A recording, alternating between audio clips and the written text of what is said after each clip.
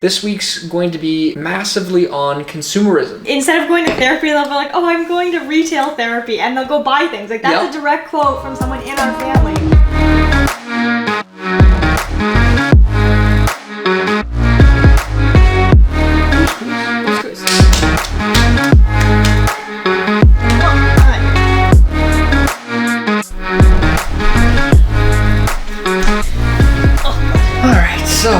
Episode number 1 of the LailaandBretten podcast. No, this is definitely not episode number 1. We have at least 2 or 3 previous podcasts. Okay, yeah, we had some in Canmore, but this is the first restart of the LailaandBretten podcast. Yes, this is our first one back in the T-dot. I guess, yeah. So we just want to get this going. Let's say this is number 3. I think 3 is a reasonable number. 3 doesn't really matter. So today we just want to get into a little bit of a deeper conversation than I think in the past maybe we have, but this week's going to be massively on consumerism and the idea of individuals, even such as us, just over-consuming and what that is doing for our environment and our world. And I think it's a very interesting conversation, and Laila's brought it up a couple times lately. And what's been your driving force for bringing up the idea of consumerism lately?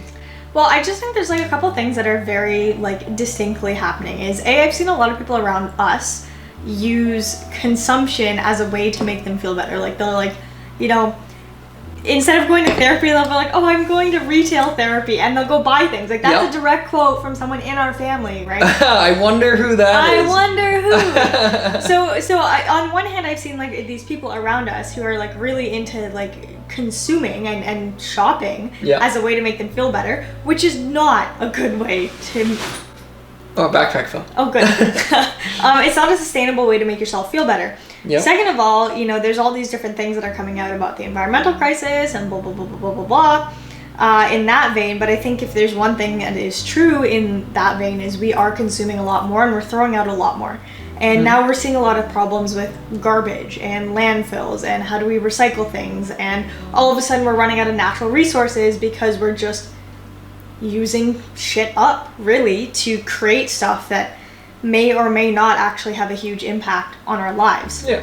So I think between those two things, and then thinking about all of the big companies that may not be doing great things in the world, why are they so big and why are we so hooked on them? I think it comes back to convenience and consumerism. Everybody wants something the easiest way possible. And I think that's the main thing. It's not so much that, okay, we have to live our lives, we have to be able to have the things we want, but more or less, you should have the things you need, but don't go crazy overboard. Like the fast fashion is something that always is a big issue, where someone is going to buy clothes every 3 months because it's just the thing they want to do, or maybe quicker, maybe every couple weeks. Some people have hundreds of pairs of shoes. I have 3 pairs at any given time. One's hiking, one's running, and one's every day.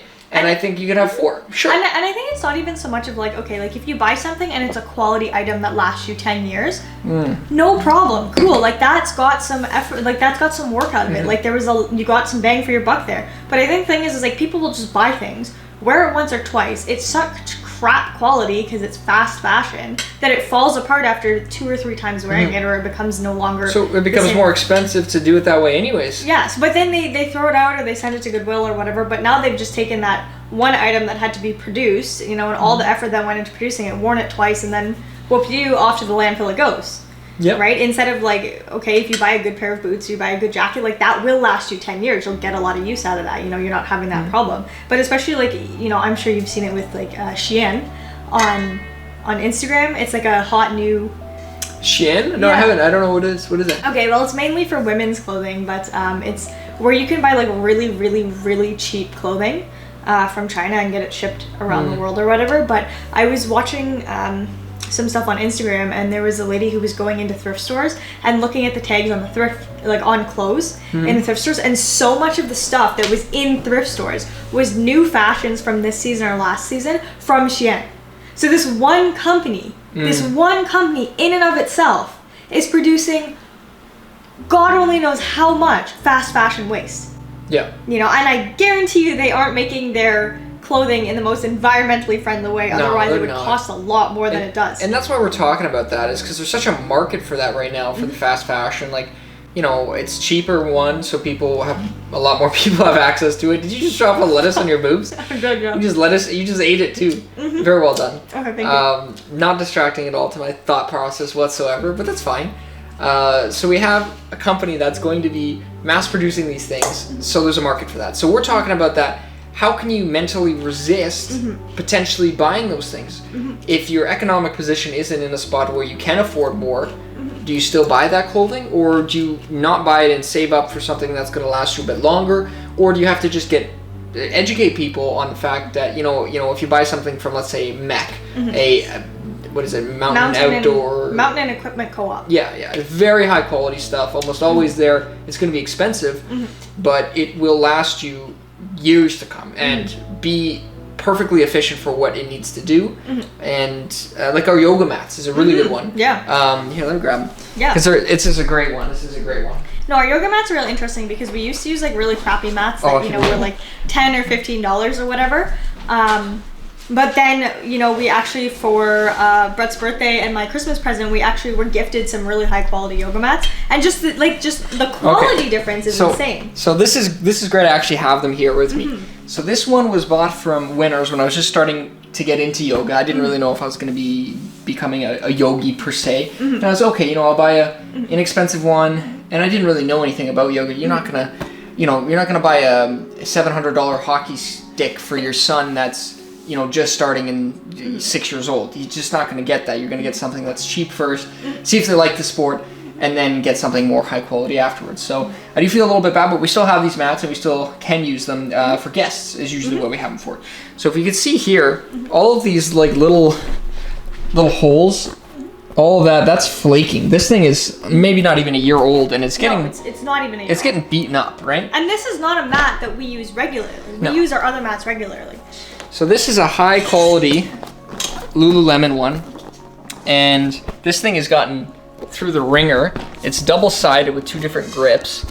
Love this thing. It's beautiful and super nice color to it, obviously.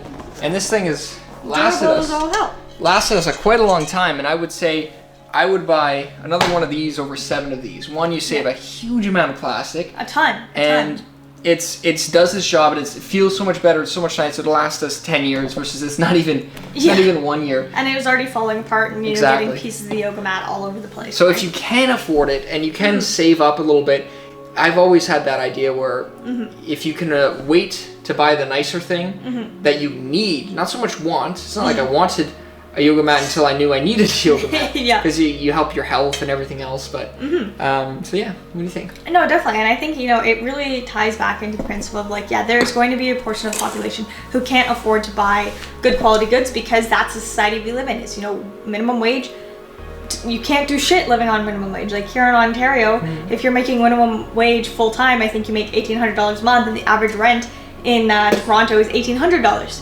So it's like you are You're broke, right? So I totally understand it. There's a good portion of people who can't afford to buy the higher quality stuff, and that's fine. Just consume reasonably, right? Don't just because something is cheap, buy 10 pairs of the same damn thing, right? That is just gonna get shredded up anyway. Well, the way people can actually get to afford something like this, as simple as it sounds, is put away a small portion of your income every time you get paid. Even if that's $10, $25, $50 a month, whatever you can afford, if you can start putting a little bit away, that money will now gain some interest and start compounding interest. And over the years, even if you're just doing $50 a month, that'll start to add up, and you're like, oh man, I got $500 after a year, or $1,000 after a couple of years. You know what I mean? It starts adding up so that you can actually go out and not worry too much about spending $60 on something versus just 10, because every single paycheck you've already saved up for that.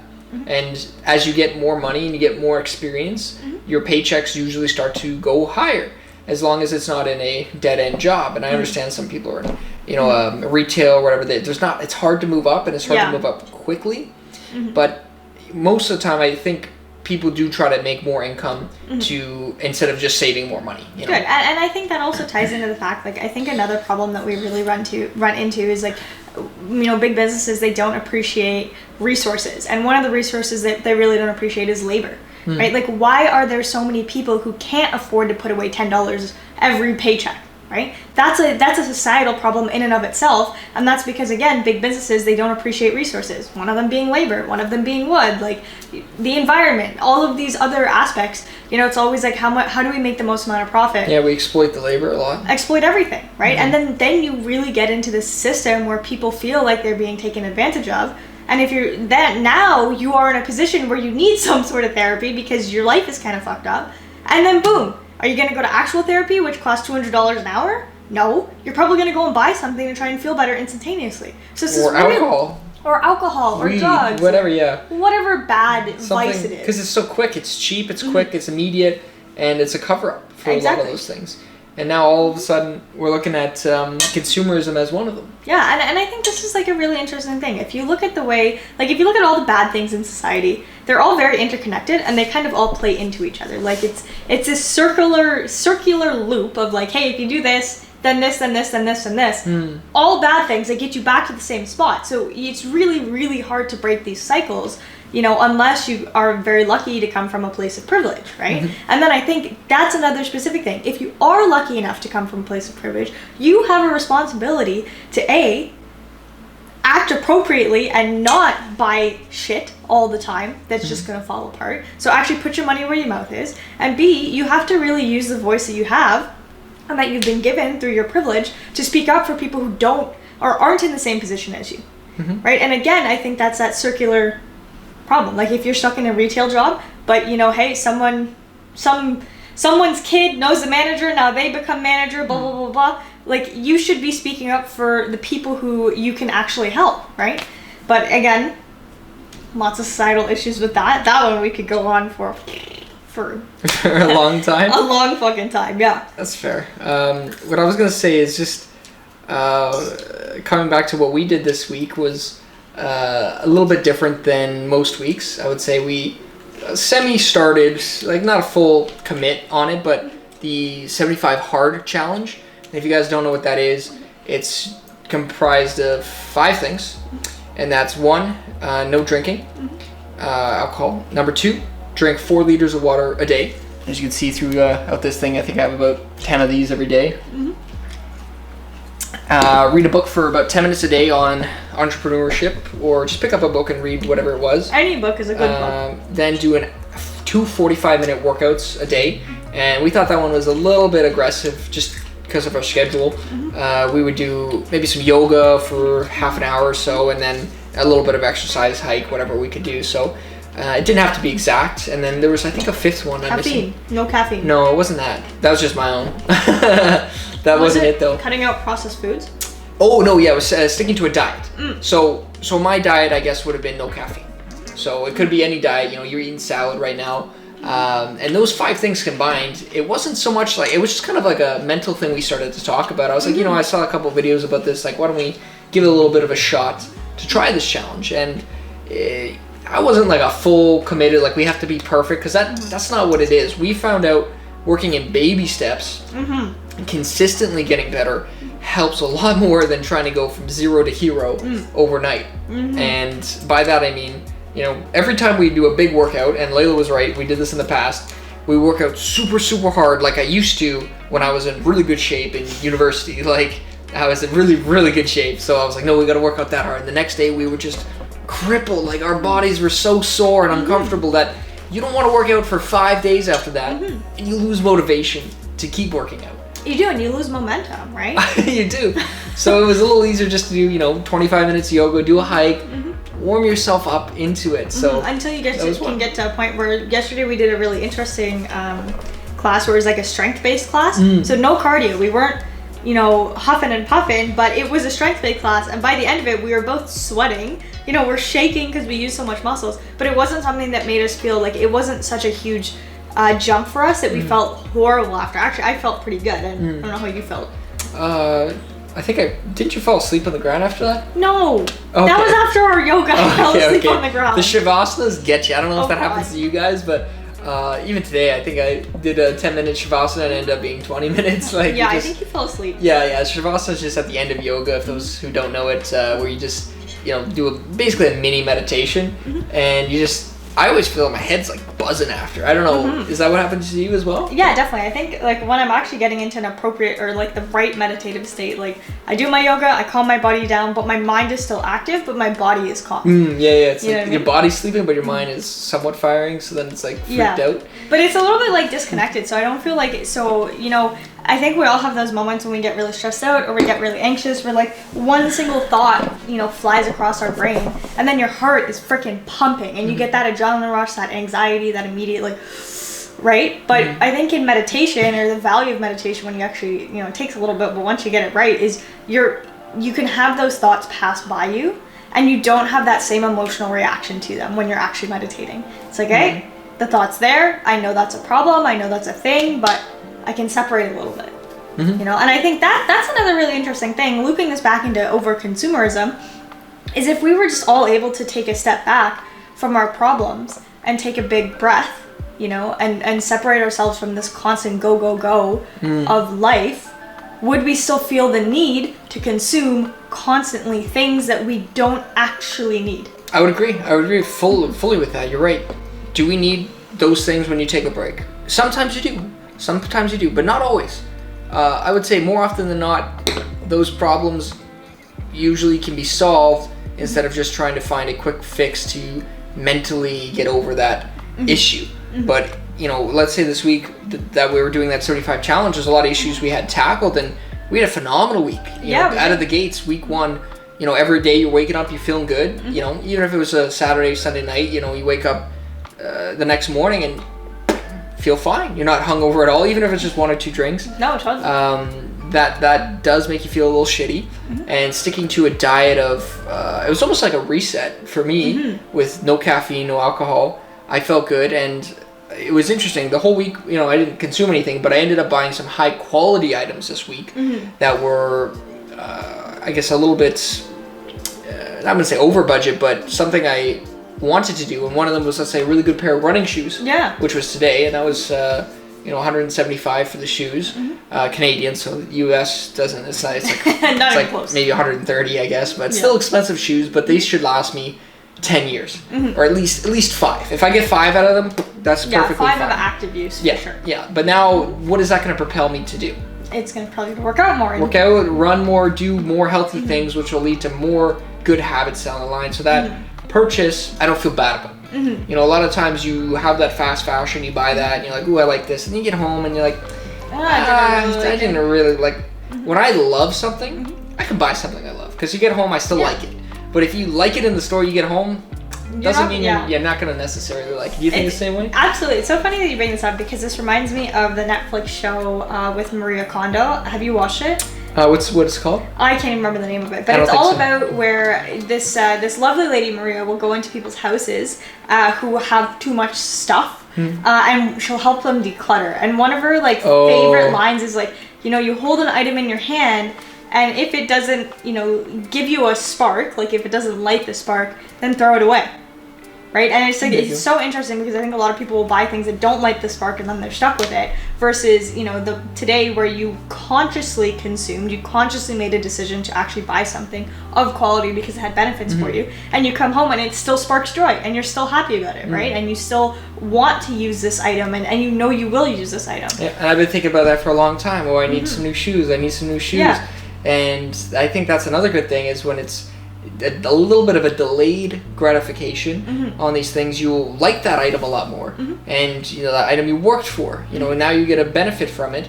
And I could have bought a $60 pair of shoes, but not the same benefits, not the same comfort, not the same style. It didn't spark joy. Didn't spark the same joy. So I'm hoping it gets me a little bit more into running and exercising. Well, now that you put it on camera, now you're gonna have to do it more often. There you go. So I guess that's a good little start today. Episode number 3 was just a brief kind of chat. Let us know if you guys enjoyed this style.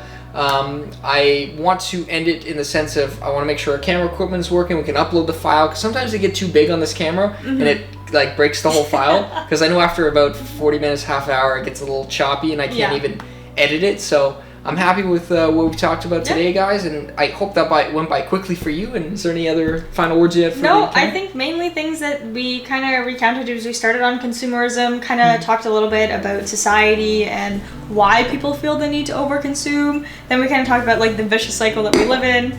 And kind of like not feeling appreciated at work and not feeling appreciated in society, how that loops into consumerism. We talked about kind of some environmental aspects there. We talked about kind of, I don't even know. Even the 75-day challenge we went into and how that affected consumerism. So I hope you guys took a few good points away from this. And other than that, we'll see you whenever we make our next podcast, episode number 4. We'll catch you guys next time. Peace out. Peace. BoosCrew.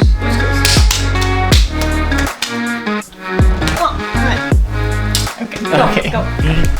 Good enough.